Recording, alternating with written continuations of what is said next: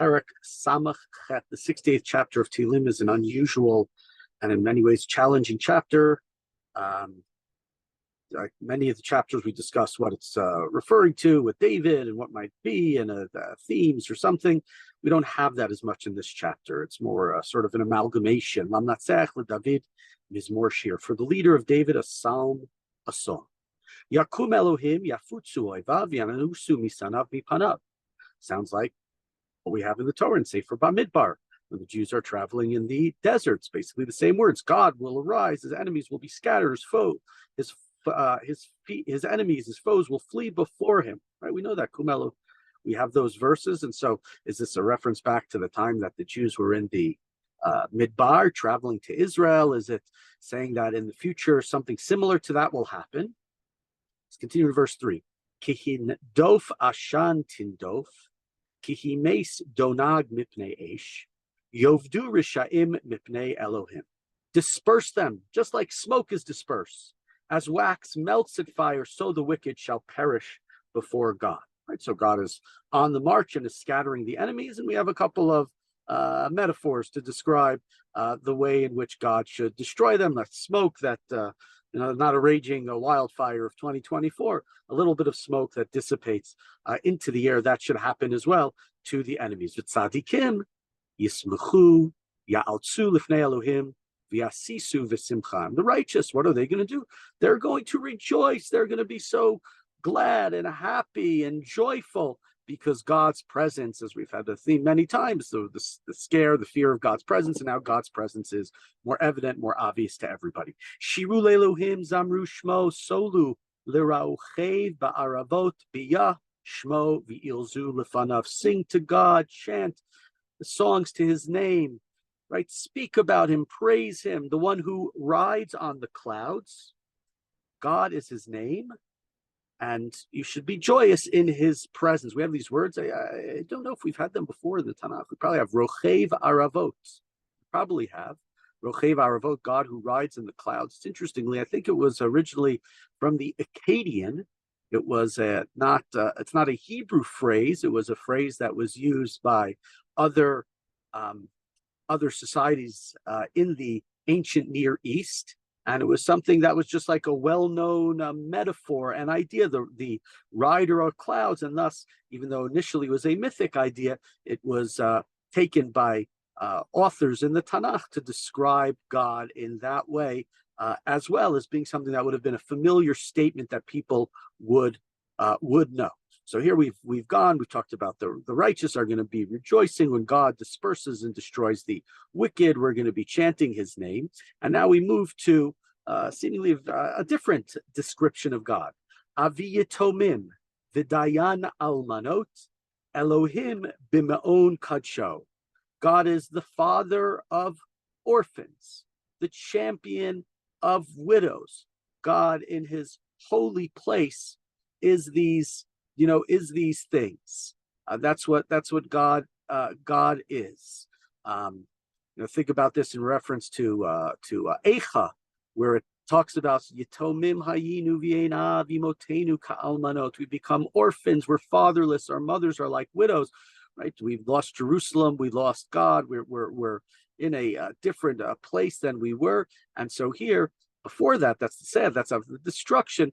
Here, God is the one who defends the Jewish people earlier, gets rid of the wicked, and is also the father of those who have it tough in society. Elohim moshiv yichidim baita motzi asirim bakosharot ach soverim shachnu tzechicha. God restores the lonely to their homes. He sets free the imprisoned safe and sound, while the rebellious must live in dry land, in parched land. Elohim, b'tzeitcha lifnei amecha, b'tza'adcha v'shimon sela. God, when you go out at the head of the army, when you march through the desert, sela. So coming back to perhaps the beginning of this Tehillim, where we have the right kum Hashem ve'afutzu oivecha sort of phrase, similar to that in the Torah, when God is going through the desert, leading the Jewish people and dispersing, their enemies. So this is what God does when God goes out, when he's at the head, coming back to the desert. Continuing in verse 9, Pasuk 10. Eretz Ra'asha, Af Shamayim Natfu, Mipnei Elohim, Zes Sinai, Mipnei Elohim, Elohei Yisrael. So here we turn seemingly to now Har Sinai. The earth trembled, the sky rained because of God. You Sinai, because of God, the God of Israel. So here we're talking about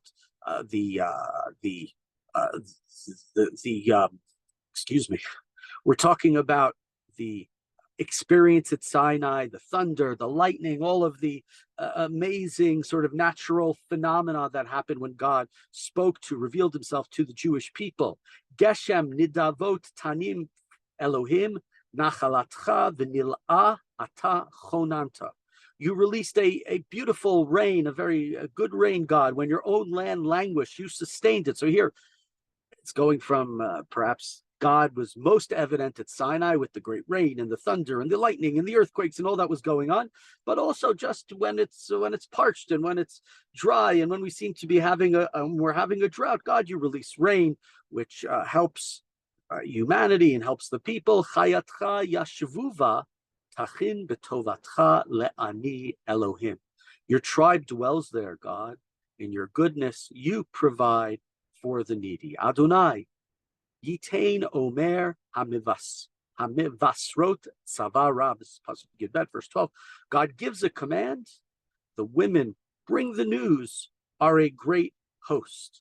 So it's a little bit coming out of nowhere that God gives a command, and it's just a strong army and the people who come and give the command. Malchei Tzivaot Yidodun Unevat Bayit Techalek Shalal. The kings and their armies are in a headlong fight. Housewives are sharing in the spoils. Im Tishkavun Bein Sfatayim Kanfei Yona Nechpava Kasef Be'ev Roteha Birakrak Charutz. Even those of you who lie amongst the sheeps, where the wings of doves are sheathed in silver, where its pinions in fine gold. Bifares Shaddai Milachim Bat Tishaleg Bat Salmon. When Shaddai scatters the king, Shaddai, another name for God, it seemed like a snowstorm in Salmon. Har Elohim, Har Bashan, Har Gavnunim, Har Bashan. The majestic mountain, Mount Bashan, the jagged mountain, Mount Bashan, one of the great mountains. Earlier we had Sinai, now we have the great mountain of Bashan. Lama tiratsdun harim gavnunim hahar chamad Elohim l'shivto af Adonai yishkon lanetzach. Why is this jagged mountain, this Bashan, why is it so hostile towards the mountain that God desires as his dwelling, where God will abide forever? So when it says here the jagged mountain of Bashan, is it referencing literally the mountain, or is it the people, the enemies of Israel, who they do not want it, and so they're represented by this jagged, strong mountain, and they're not happy about God wanting to dwell in Yerushalayim, wanting to have the Beit Hamikdash, as that being his place. Verse 18, Pasuk Yudchet, Rechev Elohim Ribotayim Alfei Shinan Adonai Vam Sinai Bakodesh. God's chariots are myriads upon myriads, thousands upon thousands. The Lord is among them, as in Sinai in holiness. So we come back perhaps to Sinai, referencing here the idea of God's wonder, amazement, the spectacular nature that Sinai was, and that's who God is. And so his chariots, you are Bashan, you are this enemy, you are this great jagged mountain. We'll call it Everest for the day, right? You think that's what's represented by you, but God, who's in Jerusalem, which is not as great of a mountain, not as big of a mountain, but it is. It has God's multitudes, and thus it is ultimately much stronger, much greater.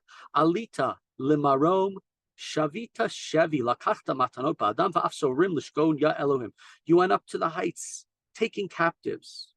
You received the tribute of men, even those who rebel against against the Lord God who is there. This is a reference to Moshe. Moshe is obviously the one who goes up high. Moshe is the one who is there. difficult verse. Even those who rebel against God, right? Everybody is there ultimately. God, even though we could say maybe the Satan, we think of the Satan as the Satan. Satan is the prosecutor. It's part of God's retinue. So even those who are sort of against the Jewish people, maybe that even they're up there. Baruch Adonai Yom Yom Yamos Lanu Ha'el Yeshuateinu Sela. Blessed be by God. Blessed is God day by day. He supports us. God is our deliverance. Sela. It's a verse that's more well known.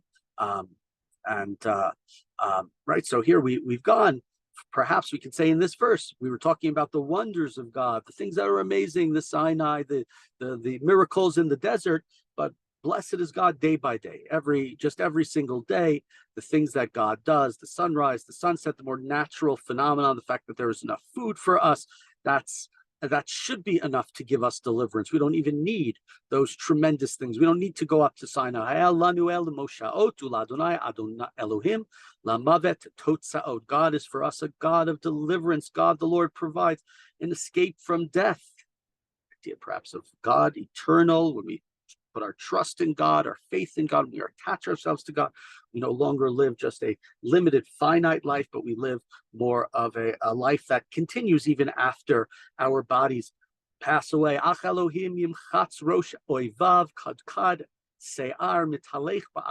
will smash the heads of his enemies, the hairy crown of him who walks about in his guilt. God said, I will retrieve it from Bashan. I will retrieve from the depths of the sea. So is this something that later on, after the Jews were attacked and maybe were exiled, a reference to later events in history, God will retrieve the Jewish people will come back, even if it was from the depths of the sea, the idea mythically of the depths of the sea, somewhere you cannot return from. Lemantim chatz raglecha bedam lashon klavecha me'oivim mi nehu, that your feet will wade through blood, that the tongue of your dogs may have its portion of your enemies. Ru'u halichotecha Elohim, halichot Eli malki v'kodesh. Men, see your processions, God, the processions of my king into the sanctuary. Kidmu sharim achar noganim betoch alomot tofefot.